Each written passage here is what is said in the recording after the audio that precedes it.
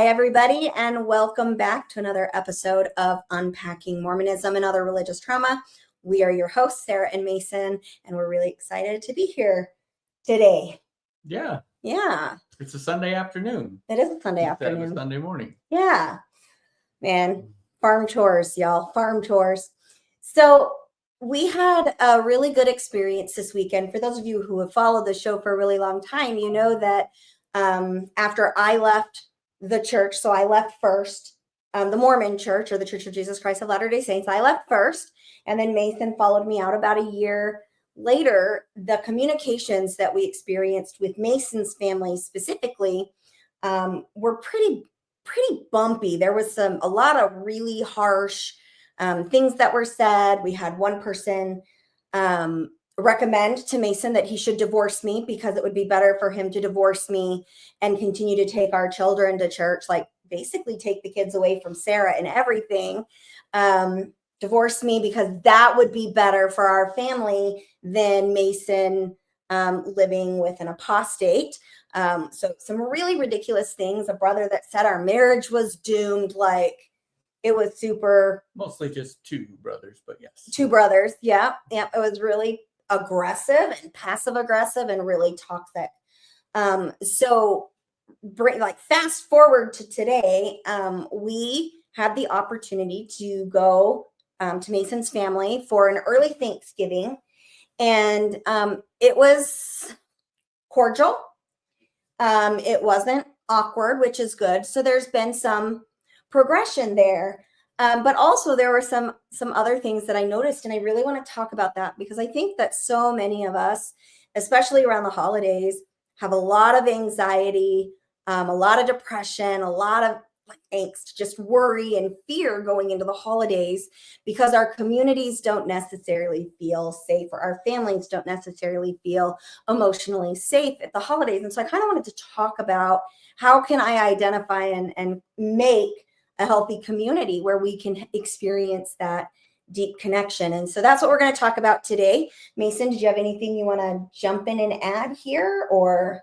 Nope. Not yet. Okay. I'm here for the ride. He's here for the ride today. Woohoo! It's going to be a great ride. So let's review some of the mental health theories and things that we know from our research right now in mental health. So some of the things that we have found in relation to how our neurobiology works is that feelings of discomfort need to be resolved right away or avoided altogether.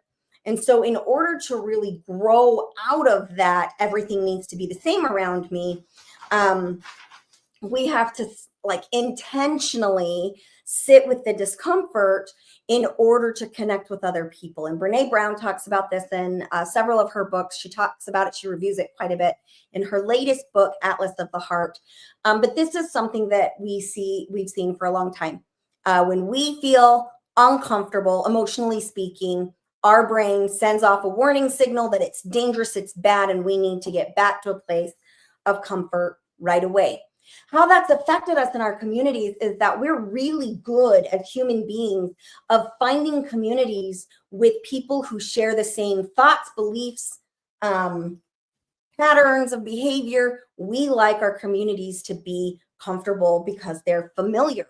And so one of the things that I noticed in our visit with Mason's family is this dynamic where they're talking about politics. We purposefully avoided that conversational group, but as I observed listening to them talk about politics, they're preaching to the choir. And that's very common. This is not a Mormon thing. This is not a Westbrook family, error or anything. This is normal humanity where you see that division in politics. So the really strong believing Republicans are talking in circles. It's that preaching to the choir.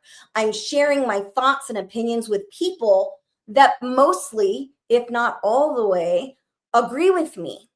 And people are not purposefully exposing themselves with those who may have slightly different or drastically different opinions than them because it makes us uncomfortable. And really what we need to be able to do is find other people that are comfortable being uncomfortable and exposing themselves to these differences of opinions, differences in your belief systems, in order to and be there to listen, to understand rather than judge or convince somebody of a new belief. We've got to be able to get curious. One of the things that happened is, as Mason and I exposed to that family, or to his family, that we had voted very differently than them. And when they asked why, we were like, we're not willing to really discuss our reasons why. And one family member is like, well, we all knew that you were going to vote different than us. And with kind of a I don't think I heard that statement. disparaging tone, it was like, well, we knew that. And well, like, it's a negative thing. Like, we've done something wrong because we voted in a more diverse way than they did. And being able to have these conversations, I'm going to talk about how to kind of navigate that here in a minute. When we're navigating these discussions, and I know that the people I'm with are not in the brain space to be listening to understand and have a discussion of, the ins and outs and whys, and how we feel the different parties were good or bad, or what we agreed with or what we disagreed with. If you're not in a community where that's able to happen, sometimes the best thing to do is avoid the topic altogether. But I want you to be able, if you're avoiding the topic, if you're in a group dynamic or in a community where you cannot talk about religion or politics or things where there's a strong difference of opinion, well, then you need to intentionally choose not to, cross those boundaries. So, Mason, did you have anything you wanted to add so far? Oh, he's thinking. I wrote down that being validated is easier than listening. Oh, yeah. So, you get into those conversations where if you're not really there to listen, if you're not really, and I think I put, and it's definitely easier than discomfort, right? Mm-hmm. If you're not there and comfortable being uncomfortable, we're all going to do that. It doesn't matter the topic, right? We're just we just want to be validated. We just want to have our voice heard, whether or not there's actually any real listening going on. Yeah, there was one conversation that you were having with a brother about big pharma and some concerns about big pharma. And he was using the all-inclusive words, everyone, all the time, always. And Mason, all you did was say, not every time, not always, just challenging his language, that all-inclusive language. And it really tripped him up, and he got thrown off of his argument simply by, it wasn't that you were disagreeing with what he was saying, but rather you were challenging the all-inclusivity of it to kind of pull you out of that extremism, or pull him out of that extremism. And it threw him for a loop. He couldn't continue his train of thought because you took away those all-inclusive words. But also, I think, you and he are still able to talk. It was kind of that grounding moment of, it's not everybody. It's not that conspiratorial thinking where everybody's out to get you, where we're starting to kind of pull in that balance. And I thought you handled that well. And followed up later to make sure that it was handled well. It was a good reminder that when I get with my family, I will fall into some old patterns, and I hate to use the word attack, but kind of attack things in the same way. Right. And it was good to be reminded of that. I thought that for the most part, I handled it pretty well, but you saw some things that he went a little too far. Of course, you had to let me know, and I had to fix. So I apologize, and because it's interesting with that brother is that he's not really a member of the church anymore, right? But he's just as extreme in other parts of his life. And as we've gone through this process, one of the things that we've tried to do is to break the black and white cycle, break the extremity on either side. Like, we can still have strong beliefs about things, but recognize that there's more than just our thought process. There's right. more than one way to see things. And I think that being with my family in a situation that was cordial, it was civil, right, which was surprising. It was a very, I think we had some nervousness going into that, and we were pleasantly surprised. Right. to see that growth that, hey, we can be cordial. Well, If we avoid certain topics, we can be cordial. Right. And it sounds like everybody was just looking for that situation where we could just be together and have a good family Right. visit to not talk about some of the hard things.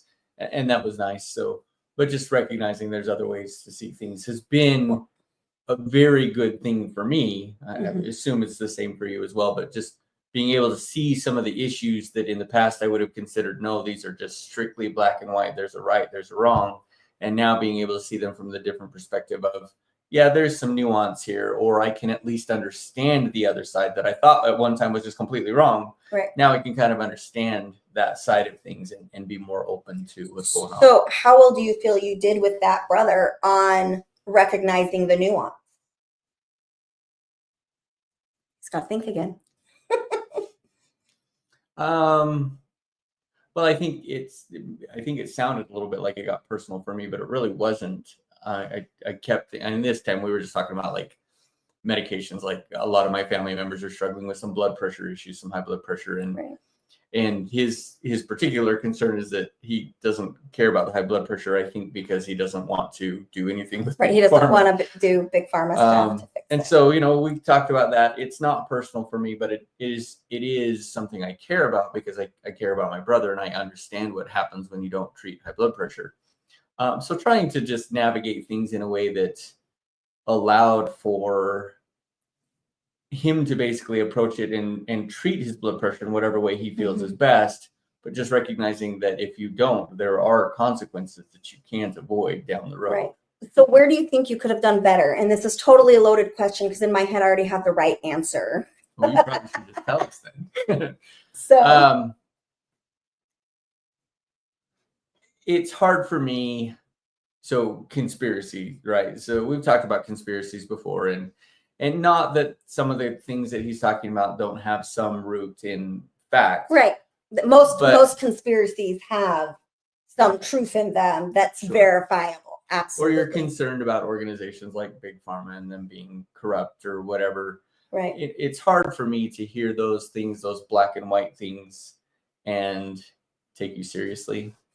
And so I feel like I did okay at getting over I can't believe we're having this conversation, and being able to just have a conversation Right. without demeaning him for his beliefs about Big Pharma. I don't feel like I did anything that was demeaning toward him because of that belief.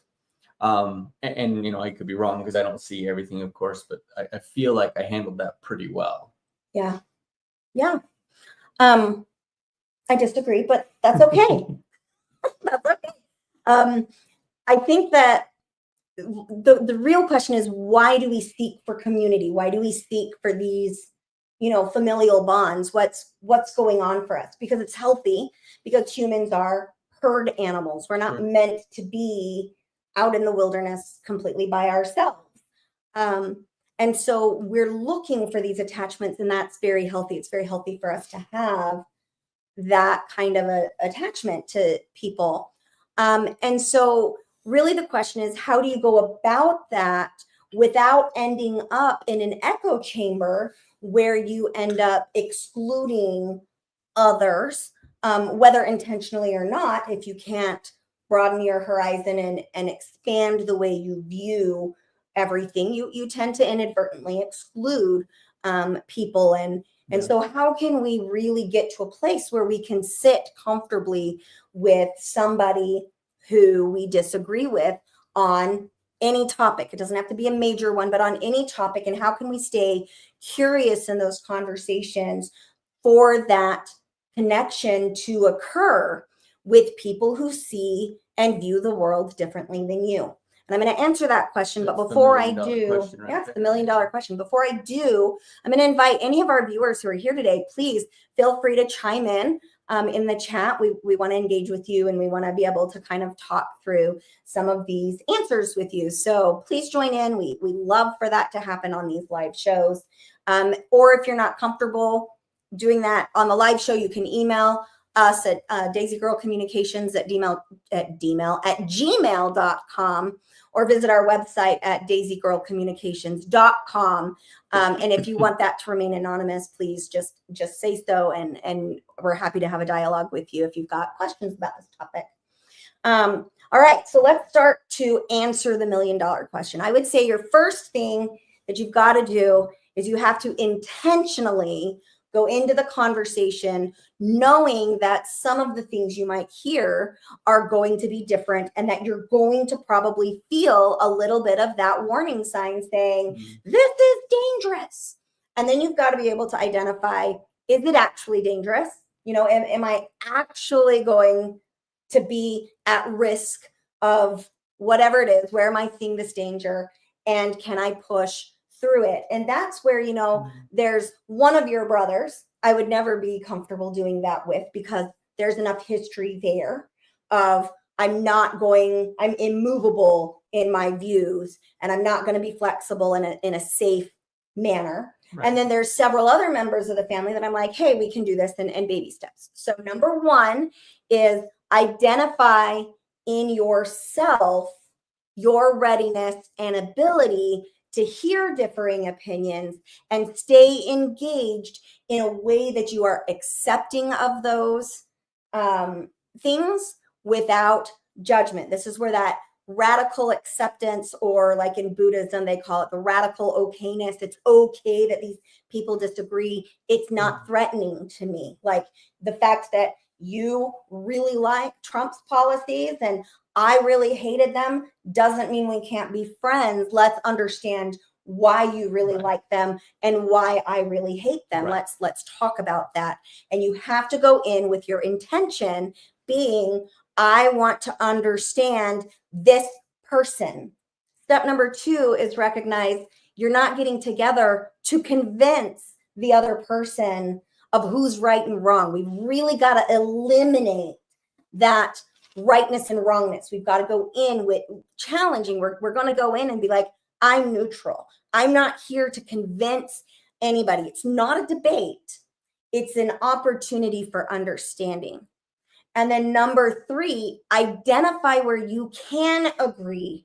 And Mason, this is where I felt like you struggled with the conversation that you had with your brother about high blood pressure, was that you didn't validate his concerns. And so there was always that defense. If I can say things like, you know what, I am not a fan of Trump's bullying nature at all, but I do feel like he can do I feel like there's a lot of benefits for our economy with him in the presidency. And I'm grateful for those benefits, but I really don't like the way he goes around it. Now I can, validate to my Trump loving family members that he's not all bad, and still hold on to the things that I really don't like about Trump. And I will say on this podcast, we're not a political podcast, but it's a recent event, and we're watching the upheaval of the disagreements in there. I did not vote for Trump. I didn't like him. I didn't like a lot of the ways he goes about doing things. And I didn't like a lot of his policies, but I can see some of the good things that he does or did while he was the president. And even though I didn't like the way he did it, there were some good things there. And so if I can, nobody's all bad. Right. Few people are all bad or all good. And so we're looking for that gray area where we can agree. And sometimes it's really hard for us if we're really strong in those black and white patterns. It's really hard for us to feel like we're safe stepping into that gray. But we need to, if we're going to have that connection in communities where we're not in that echo chamber where we agree with everything, you've got to be intentional in stepping into the gray and validating the other person. Hey, look, I'm in the gray. I'm agreeing with you on this thing. Let's connect over what we agree with. And then number four is you've got to verbally repeat back to them that you agree. It's not enough for me to go, yeah, I get that. I've got to be able to expand on why I get that. I understand your thoughts or feelings on this topic that I disagree with. And I'm not going to put in, I understand, but I also disagree. I'm going to say this part of where you're feeling that passion, that resonates with me. I get that. And I can see why that's important to you. And I respect your choice based on this belief system that you have. Yeah. And then you get into when the person that you're talking to, when they're ready to step into the gray, and this is where it gets hard. You've got to kind of trial and error this. When they're ready to step into the gray, then it's safe for you to share some of those more vulnerable topics. And I was really grateful. My son Brig and I had this conversation. He and I voted completely differently. Like, we kind of chuckled. I was like, well, hey, the way I voted canceled out the way you voted here in Missouri, so it's still just neutral. And we kind of chuckled about that and had a good conversation. And we were able to really talk about the things that he liked that I didn't, and the things that I liked that he didn't. And we were able to come to that common ground. And really what we walked away with is diversity in our politics is really healthy, and why that diversity is healthy. And it was a really intelligent conversation. And I was really grateful for that with my kiddo. Yeah, and sure. That's really what you're going for in trying to find connections in communities where you have disagreements and beliefs, because a very healthy community is one that you can be yourself in when other people don't see the world the same way you do. And when you get to that place in your community or in your family connections or in your people that are right there with you, what you're going to find is the ability to grow and nurture unconditional positive regard, or radical acceptance, or radical okayness. And that's where we get healthy. And that's where, honestly, if we can bridge that gap in our, it starts with you little bit by little bit, teaching people how to accept the gray zone. That's when we're going to make a long-term effective change of dividing our country into these groups of, like, right now, I would say a great big division is between the Christians and the non-Christians, or between the Republicans and the Democrats. Sure. In our families of origin, well, mostly yours, because I don't have contact with mine, so mostly Masons, is, the ability to talk about openly the differences in opinions on who's Mormon and who's not. And not in a sense of I'm trying to pull you out of your religion, or I'm trying to pull you back into my religion, but in that place of, I really want to understand where you're at and why you did the things you did, and resonate with some of those. Because again, no organization is perfect. No human is perfect. So there's a lot of room where you can discuss those areas and connect and validate those. So Mason, what are your thoughts? Yes. Oh, hi, Donald. It's nice to have you here. Thank you for your like. We really appreciate that. And we really enjoyed dinner with you last night. We had the opportunity to meet with some, I'm going to say acquaintances, really, because when we left the church here in Missouri, we had not really found our Mormon community before we exited that community. And so as the ex-Mormon community continues to grow, it's been really nice to find people who have experienced that same thing. Again, remember what I said in the beginning, we tend to gravitate towards communities who agree with us, and we have to intentionally include people that don't. And that can be really difficult when the other half of that community is entrenched in a high demand organization. So. Right. I feel like what we really want is growth that comes from being around people that don't agree, don't believe the same way that we do, or don't hold the same opinions. And we're able to discuss and learn and understand, and sometimes even change, or at least become more aware of the opposite side of the railroad tracks or whatever. Right. That's where a lot of that real growth in discussion comes from, is when you can be around people that have those differing opinions and still have a civil conversation. That doesn't mean that you can't get a little bit heated, but there's always respect in the conversation. There's always, we're on equal footing, because you don't believe the way I believe, or vice versa. We're still equal footing. And I think that really provides for a healthy conversation, a healthy relationship. I would change the word heated to maybe passionate. So your voices Sure. might get loud, but if we've got that anger in there, that kind of stalls or stops curiosity in its tracks. So I would say maybe a little bit of passion and maybe some raised voices, but not yelling, condemning, criticizing. Right. That's not where we want to go.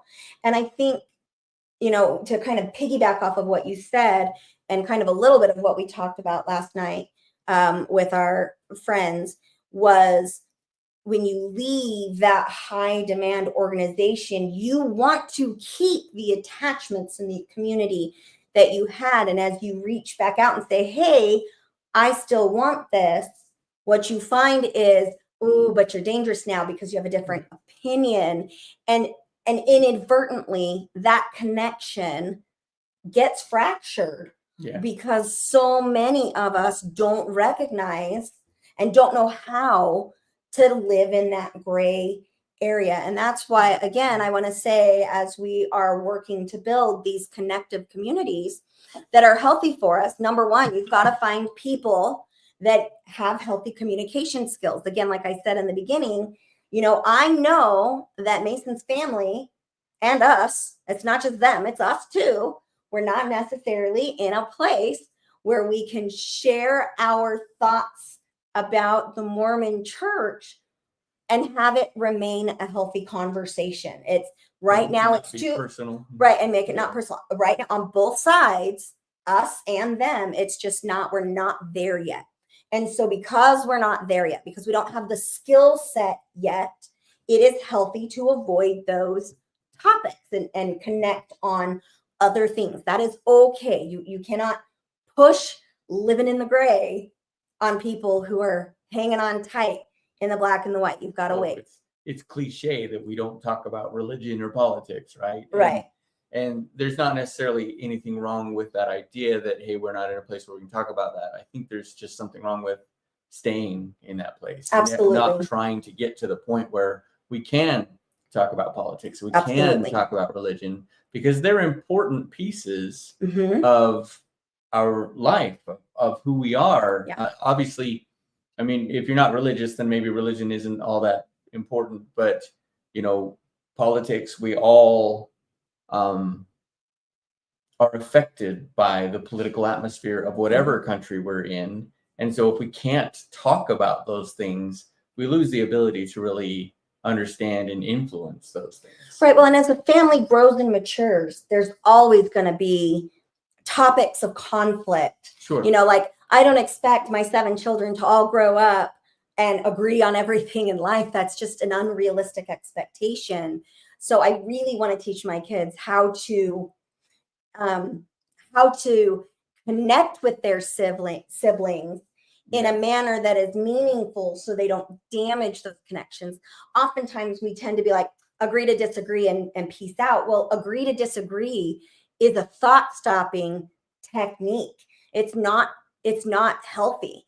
I would rather my kids say, I don't think I'm quite in a place yet where I can talk about this in a healthy way. So let's put it on the back burner.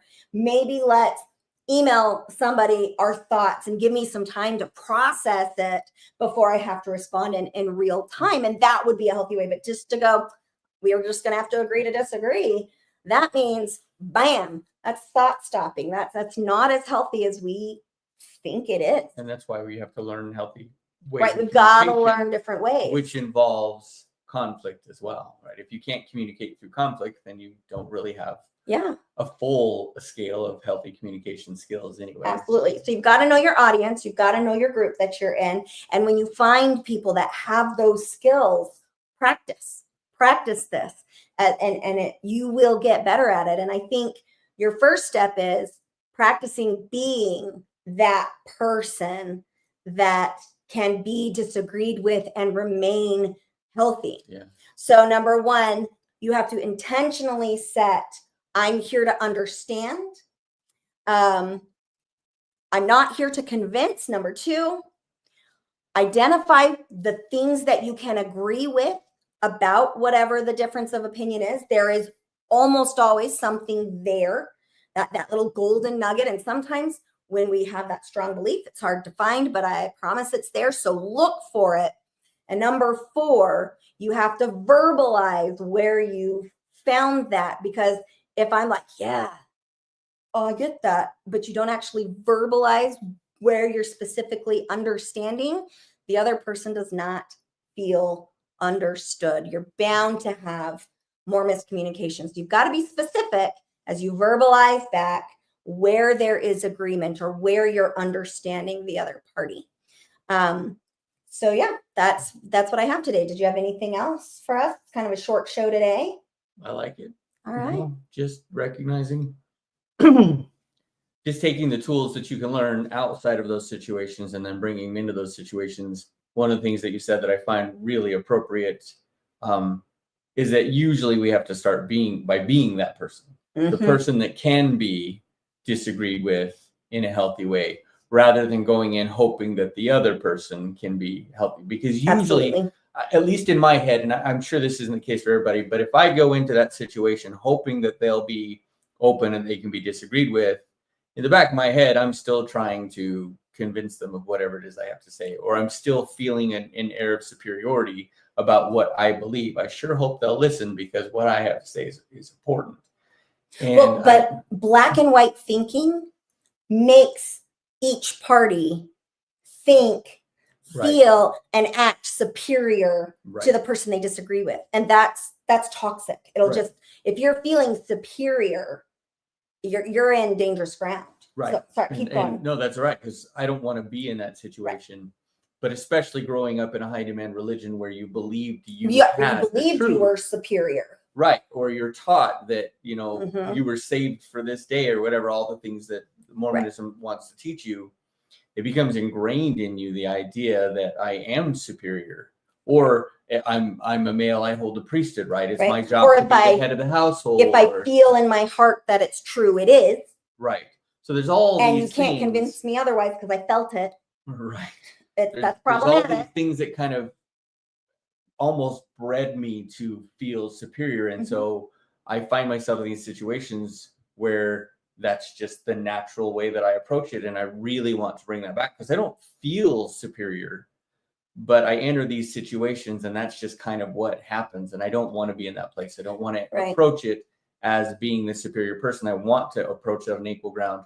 And that's been a really hard thing to learn how to do. Well, and that comes back to that point 1. You have to intentionally enter the conversation, challenging that feeling of superiority. You have to go in like, I'm here to understand. I'm not here to convince. And that makes a huge difference. And again, it's going to take practice. You're going to fuck it up a lot, because that's just how life is. And be gentle with yourself. I would say the last thing I really want to leave with our audience today is the concept of radical acceptance. It's really hard sometimes to see the people that I care about stuck in an organization where they cannot necessarily, they're just not ready to grow in ways that have been really meaningful for me. And sometimes I grieve about that, or it makes me really sad. All of those feelings are okay. But when I'm going to engage in trying to connect back into that community, I have to accept them exactly where they're at. And because I was there once, I can resonate. If you had talked to me about the Mormon church 12 years ago being false, I'd have dug my heels in just as much as they are now. I'd have been like, no, this is crap. I can't hear that. Oh, you read anti-material. I'm going to repeat the rhetoric that I've been taught since I was little. Sometimes you just have to accept this is where they are, and that's okay. And I'm not going to, I can validate, yes, I agree. The family values in Mormonism are one of the best things that I took away from it. And I'm deeply grateful for that. And let it be after that. I'm not going to go in and talk about all the icky stuff then that goes with what they claim you have to do to maintain those family values. I'm not going to go there because I'm going to recognize that other person is not ready to hear that. That would be like me trying to teach my kindergartner calculus before they even have a mastery of numbers. And so you've got to be able to accept people where they are, and also accept in yourself, even I have blinders. Even I have my limitations of true Yeah. understanding. So you've really got to be honest in your own vulnerability, and keep that in mind. So thank you so much for joining us today. I feel like this has been a great topic. A short topic. I always like those shorter shows. I Well, think it was that's your idea, so of well, course, it's of course, perfect it was a because good it was one. my idea. Just teasing. For those of you who didn't see the sarcasm dripping off of my facial expression. Yeah, it was so hard to miss. Yeah, so hard. So anyway, thank you so much for joining us. My challenge to you is as you're coming into the holidays is enter the conversations that are coming with an intention meant to understand and recognize that when you're getting triggered, it's not about you. It feels like it's about you. It's almost always about the other person and their ability, where they are at. And as you begin to challenge that and be like, I'm not taking this personal, you're gonna do a lot better. Lastly, I want to let you know the holidays are a time where for many of us life gets really challenging, especially when our expectations of or what we have hoped for aren't being realized. And so if you or a loved one is in trouble, please call or dial. That's the same thing. Dial or text. There you go. Call or text 988. Talk it out with somebody. It's completely anonymous. I want you to keep yourself alive. And speaking from personal experience, I know how hard that can get, especially when you are feeling deep loss, deep loneliness, or deep failure in your own life. So please, if you or someone you know is in trouble, call or text 988. Also, you have the domestic violence hotline and the child abuse hotline scrolling on the bottoms of your screens. Utilize those resources in order to keep the most vulnerable in our communities safe. Thanks so much, and we'll see you next time. Love you guys. Enjoy the holidays. Bye.